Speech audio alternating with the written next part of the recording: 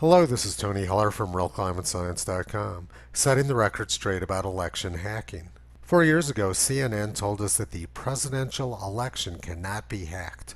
And the Washington Post did too. They said, reminder, there's almost no chance our election can get hacked by the Russians. But the election didn't turn out the way CNN and the Washington Post had hoped, with President Trump winning 83% of U.S. counties. So the Washington Post and CNN spent the next 4 years telling us that the election had been hacked by Russians. Those would be the same Russians which the Washington Post had previously told us couldn't hack the election. So before the election, the press told us that the election can't be hacked. And then after the election, the press spent 4 years telling us that the election was hacked. And now for the 2020 election, the press is back telling us that the election can't be hacked. This is the same press which told us last week that the 2016 election was hacked. Now the press tells us that it's almost impossible to use mail-in ballots to hack the election.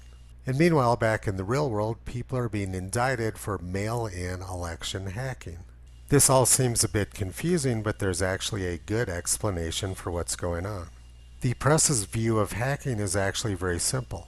If they think that the hacking benefits their candidate, then they tell us that hacking can't happen. And when their candidate loses the election, they tell us that hacking did happen, and that's why the candidate lost. The fact that the press is a bunch of frauds should surprise nobody. But what surprises Toto is that people still watch and pay attention to these crooks.